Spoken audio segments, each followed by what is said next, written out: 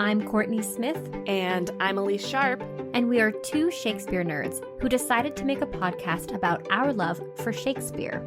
In this podcast, we will tackle as many dimensions to Shakespeare's plays as we can by looking at the text, examining the historical context in which it was written, and how the text is viewed through modern lenses of feminism, racism, classism, colonialism, nationalism, ableism, all of the isms.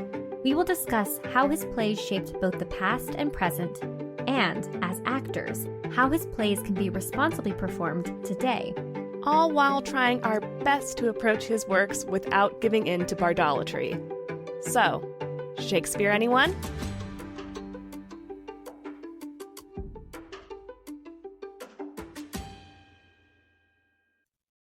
Hi, listeners. Elyse here to remind you of all the ways you can support the podcast and the work that Kourtney and I do. First up, we have a Patreon. Our Patreon patrons receive exclusive bonus content. Every month, we do a roundup of Shakespeare-related content we have found online. We also share Patreon-exclusive bonus episodes of the podcast. These look like extended versions of episodes you've heard here, collaborations with other Shakespeare podcasters, and Kourtney and I doing reviews of Shakespeare-adjacent media like TV shows, movies, and books that are inspired by or loosely based on Shakespeare and Shakespeare plays. Patreon patrons also receive snail mail from the podcast, and some levels even vote on future episodes of our podcast. If you are interested in checking out our Patreon or just the Shakespeare-related names we've given the tiers of support, head to patreon.com/ShakespeareAnyone. The link is also in our episode description.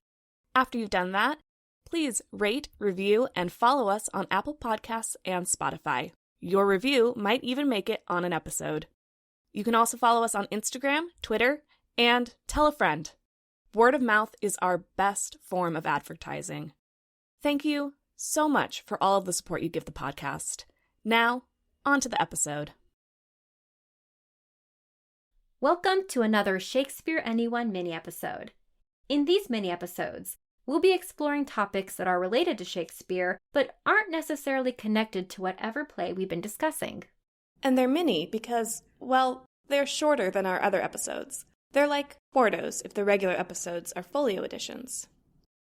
In today's episode, we'll be talking about revenge tragedies. Now, we've talked about revenge tragedies before. Both plays, Hamlet and Titus Andronicus, respectively, are revenge tragedies.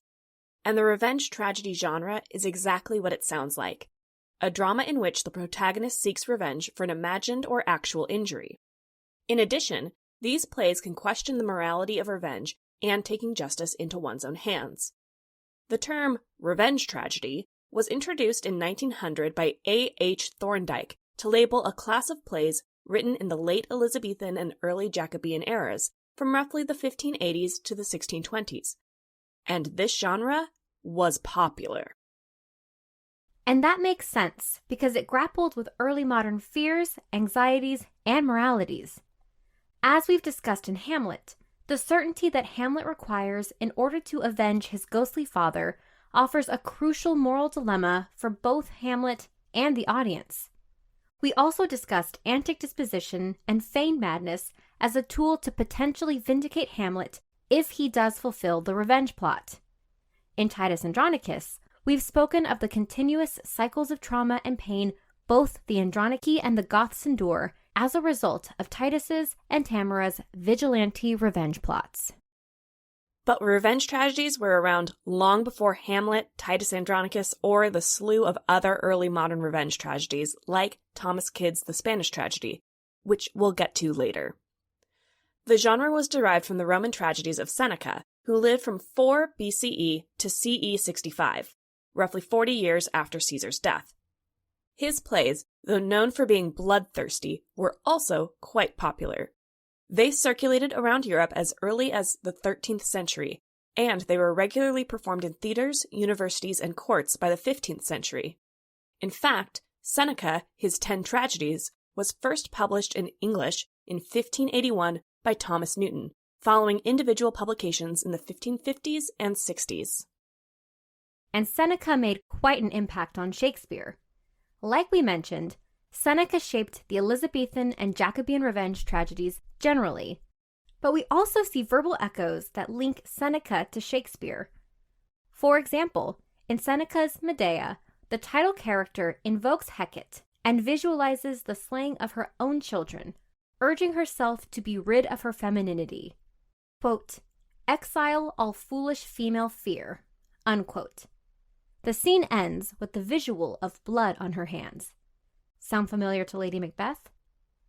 Seneca is also referenced as a central figure of revenge drama when Polonius advises the traveling players, quote, "Seneca cannot be too heavy," unquote.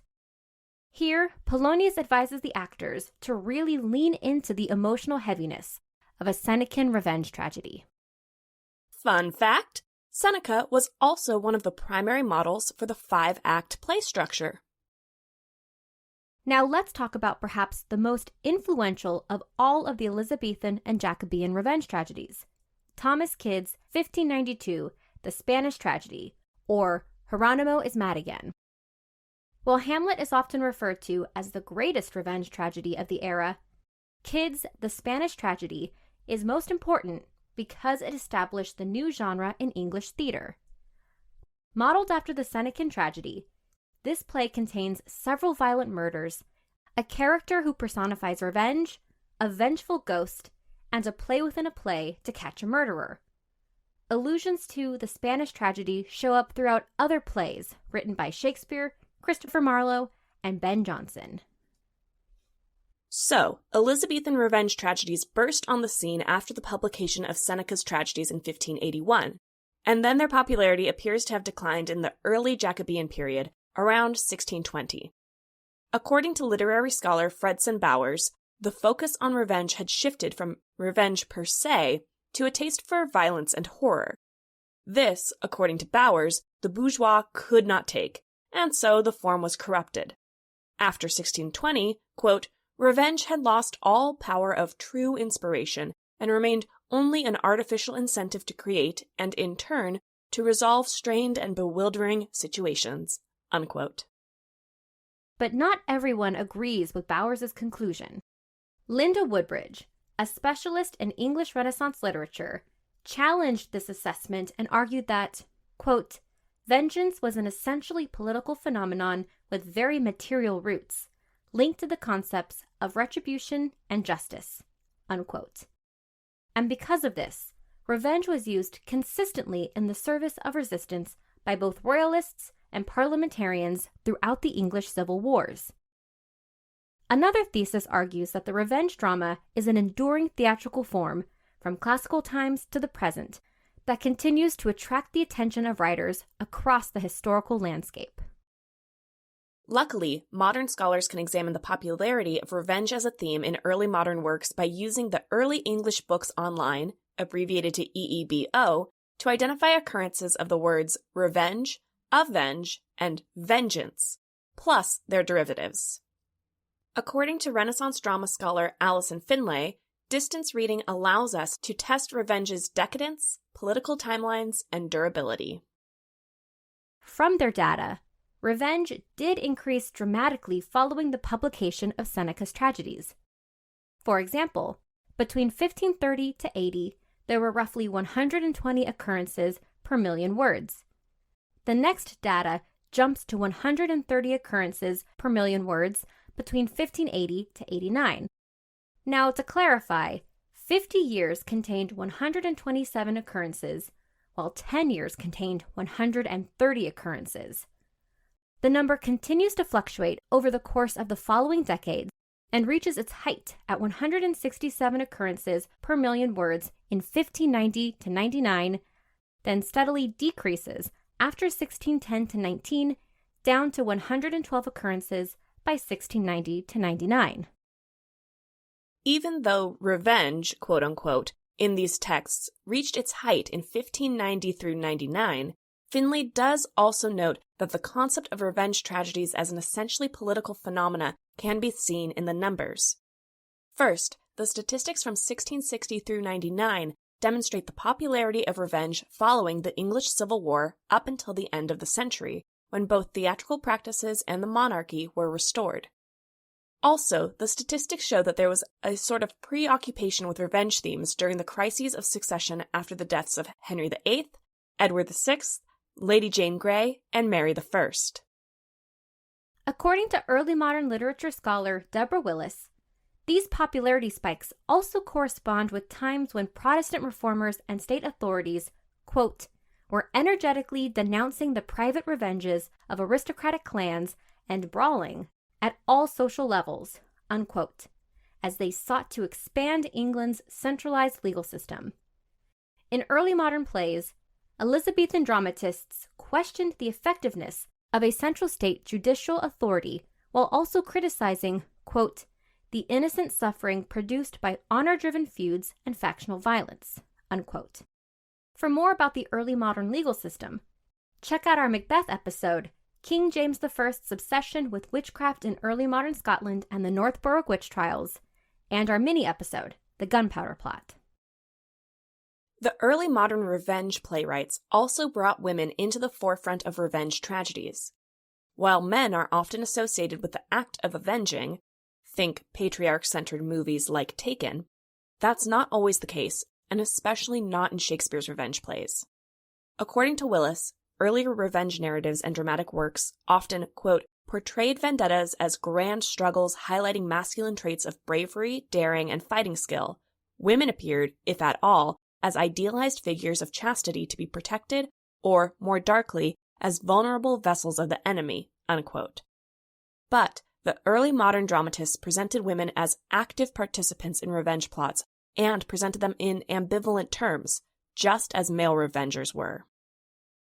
The vengeful women of early modern theater offer parallels to what Edward Muir and other historians have shown as the subtext of surviving historical records, a tradition of real women writing revenge as early as classical times. According to Finlay, quote, prayers for revenge inscribed on lead tablets dating from the 1st century BCE and written exclusively by women were discovered in the sanctuary of Demeter at Knidos. Similarly, prayers for justice in the form of revenge are marked on tombstones of women at Rhenea in ancient Greece and at Alexandria in Egypt, quote, to channel feelings and to contain the negativity of a situation, unquote. We're sorry for whoever wronged these women. Early modern writers were inspired to write about female revenge, and write they did. Tamara and Lavinia, alongside Margaret in the Henry VI plays, Belle Imperia in the Spanish tragedy, the Duchess of Gloucester in Richard II, Lady Capulet in Romeo and Juliet, Catalina and Berenthia in The Maid's Revenge, Evadne in The Maid's Tragedy, and Hippolyta in 'Tis Pity She's a Whore, are all active participants in honor-based feuds or compel others to seek revenge on their behalf. Additionally, early modern and classics scholar Marguerite A. Tassi states that if King Lear is read through the lens of a revenge play, although it is typically not categorized that way, then Cordelia can also be considered a female revenger. Tassi notes the parallels between Cordelia and another avenging daughter from the classics, Electra. Both are royal daughters who are forced into exile and, in the absence of a brother, take on the responsibility of avenging the injustices done to their fathers by female relatives. According to Willis, Titus Andronicus, quote, stands out among revenge plays for its insistent exposure of revenge as a cross-gender and cross-cultural phenomenon, unquote. In Titus, revenge transcends all perceived boundaries, and, by the end of the play, Tamara literally embodies the personification of revenge, saying, quote, I am revenge sent from the infernal kingdom, unquote. Shakespeare and Renaissance scholar Chloe Kathleen Preedy argues that this influx of early modern female avengers was informed and influenced by the contemporary increase in women's education. Alongside their capacity for revenge, many of these characters are also depicted as literate and having knowledge of the classics. Lavinia, for example, is so familiar with Ovid's Metamorphoses that she is able to use a physical copy of the book to make clear to her male relatives what happened to her, and therefore lead them to seeking vengeance. The education of these female characters, Preety argues, is a reason they are able to become active participants in the plot of the revenge tragedy, rather than remain on the margins like their predecessors. But why were/are revenge tragedies so popular? We say are because we still see revenge themes throughout pop culture to this day. Think the Kill Bill tragedy, the John Wick tetralogy, and the revenge plot in I May Destroy You. Audiences continue to be enthralled by a passionate, vengeful character in a thrilling revenge plot, so it's clear to us that even though the medium has changed, the theme has not gone out of fashion. To consider revenge's longevity, let's talk about the so-called mirror neuron in cognitive sciences.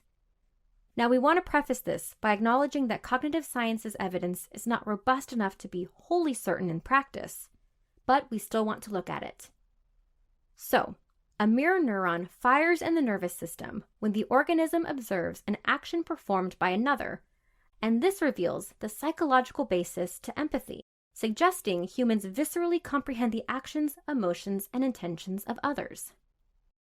According to theater historiographer Bruce McConaughey and literature scholar F. Elizabeth Hart, when an actor on stage performs feelings, the spectator involuntarily mirrors these themselves, bonding with the character.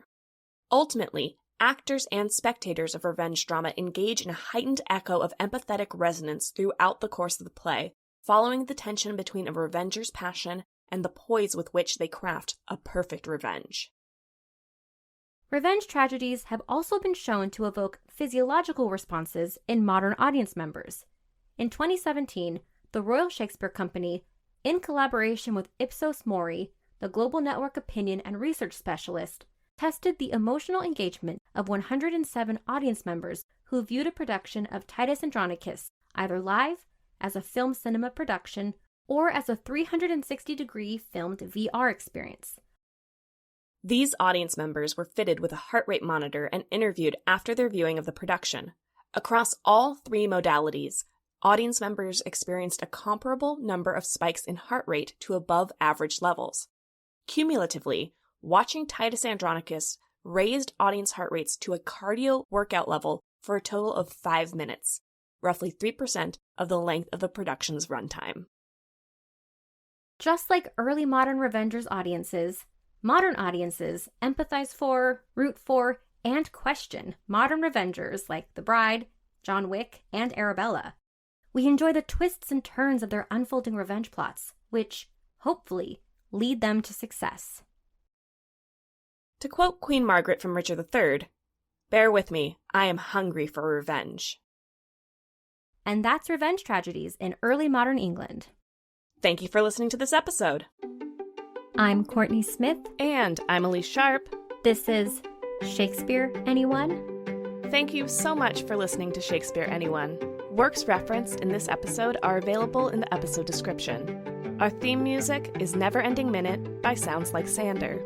If you would like to support us, it would help us out if you would hit the subscribe button, like us, leave a comment, write a review, share us on social media, tell a friend about us, all the things. We'd appreciate it. You can also support the podcast at patreon.com/ShakespeareAnyone. Patreon patrons get access to exclusive bonus content throughout the year. The link is also in the episode description. For more, you can visit our website, ShakespeareAnyone.com, follow us on Instagram at ShakespeareAnyonePod, or Twitter at ShakespeareAnyone. For Twitter, that's ShakespeareAny and the number 1. Every other platform is spelled out like the name of the podcast. Now, because you listened all the way to the end of the credits, here's a completely random Shakespeare quote for you.